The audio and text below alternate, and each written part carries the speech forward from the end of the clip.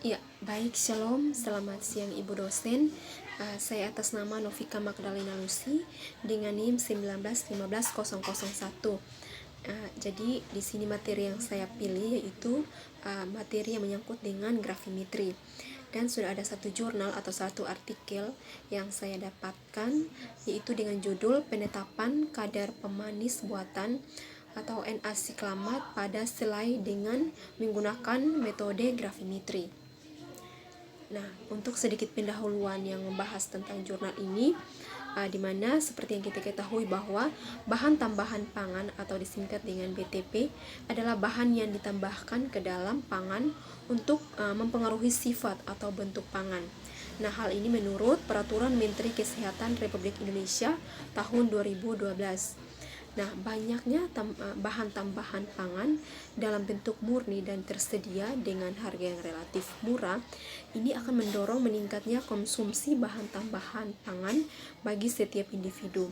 Nah, bahan tambahan pangan tersebut antara lain misalnya pewarna, pengawet, anti gumpal, pemucat, dan juga pemanis. Nah, bahan tambahan pangan ini berupa pemanis umumnya dikonsumsi oleh masyarakat yang menderita diabetes dan juga obesitas. Hal tersebut bertujuan agar penderita diabetes dan obesitas tetap mendapatkan rasa manis pada makanannya, tetapi tidak dimetabolisme di dalam tubuh. Nah, pemanis buatan salah satunya adalah siklamat. Nah, di mana siklamat ini dia mempunyai tingkat rasa manis yang lebih tinggi dari gula atau sukrosa dan harganya itu lebih murah. Nah, untuk keunggulan tersebut dapat menyebabkan produsen makanan banyak menggunakan siklamat sebagai bahan tambahan pangan, khususnya sebagai pemanis pada selai. Nah, untuk metode yang digunakan dalam artikel ini, yang pertama untuk penelitian. Nah, penelitian ini dilakukan di Laboratorium Kimia Akademi Kesehatan John Paul II Pekanbaru. Untuk jenis penelitian itu menggunakan penelitian deskriptif analitik, dan teknik sampling yang digunakan pada penelitian adalah purpose sampling. Nah, sampel penelitian yaitu selai yang terdiri dari selai stroberi, nanas, coklat, dan juga blueberry. Nah, untuk metode penelitian yang digunakan untuk menentukan kadar siklamat adalah dengan metode grafimetri. Nah, yang berikut ini merupakan hasil penelitian. Nah, seperti yang kita ketahui bahwa natrium siklamat atau biasa dikenal dengan Na-siklamat, di mana merupakan salah satu jenis pemanis yang diizinkan. Walaupun diizinkan atau meskipun diizinkan, penggunaan natrium siklamat yang berlebihan ini dapat memicu terbentuknya kanker. Nah, dalam penelitian ini menggunakan 24 sampel selai yang dijual oleh 6 pedagang di Pasar Dupa Pekanbaru. Nah, sampel diberi kode menggunakan huruf S itu stroberi,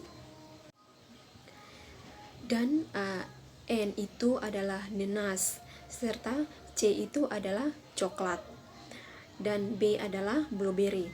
Nah, untuk kode angka 1 sampai dengan 6 kita bisa perhatikan pada tabel yang ada. Nah, kode 1 sampai dengan 6 itu menunjukkan pedagang yang menjual selai mulai dari pedagang pertama sampai dengan pedagang yang ke-6.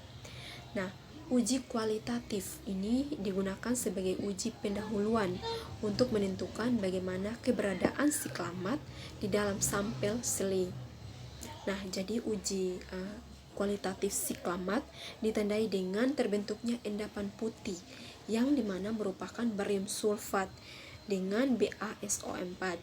Nah, hal ini merupakan hasil dari reaksi antara natrium siklamat dengan barium klorida dan natrium nitrit serta adanya bau gas. Nah, kita bisa pada tabel yang ada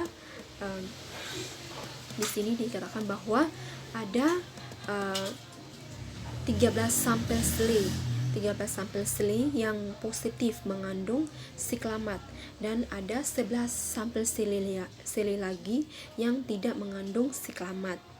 Nah, untuk presentasi yang diperoleh itu dimana yang positif mengandung siklamat itu sebesar 54,2% dan sampel yang tidak mengandung siklamat itu sebesar 45,8%. Nah, yang berikut ini hasil uji kuantitatif. Jadi dalam penelitian ini metode yang digunakan itu adalah metode kualitatif dan juga metode kuantitatif.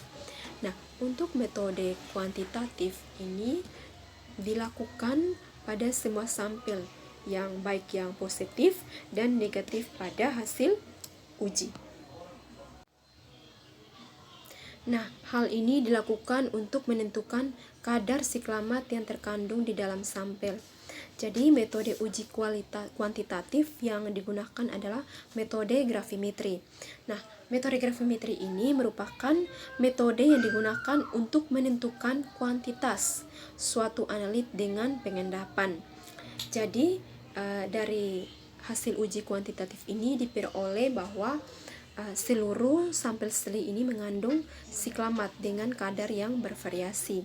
Nah, hal ini mengacu pada hasil penelitian yang diperoleh bahwa sampel N1, C2, N3 dan juga N3, C3, B3 dan juga C4. Nah, ini ada 6 sampel dengan kadar siklamat yang dikandungnya itu berada di atas batas maksimum. Dan ada 18 sampel lainnya yang berada di bawah batas maksimum.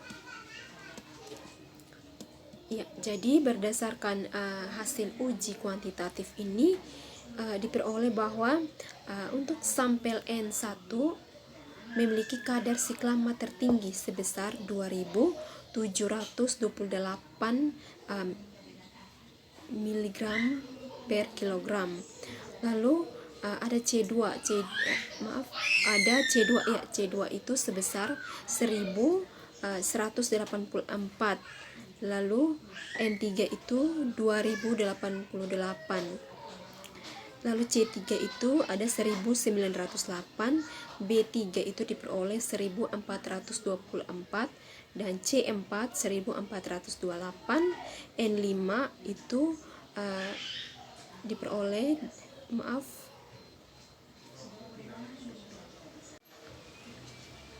ya, sedangkan dengan sampel kode C1, N5, B5 itu memiliki kadar siklamat yang sedikit atau 1/10 dari kadar batas maksimum. Nah, rasa manis yang terdapat pada sampel C1, N5, dan B5 tersebut itu berasal dari sedikit campuran siklamat dan pemanis alami. Nah, jadi untuk kesimpulan, berdasarkan hasil penelitian yang diperoleh, maka dapat disimpulkan bahwa dari 24 sampel seli itu diperoleh bahwa 13 sampel seli positif mengandung siklamat atau dia terbentuk endapan putih dan juga bau gas. Dan ada lagi 11 sampel seli yang tidak mengandung siklamat atau tidak terbentuk endapan putih dan tidak bau gas. Nah, terdapat 6 sampel yaitu N1, C2, N3, C3, B3 dan juga C4 yang memiliki kadar siklamat melebihi kadar maksimum atau 1000 mg per kilogram. Sedangkan 18 sampel itu kadar siklamatnya berada di bawah kadar maksimum.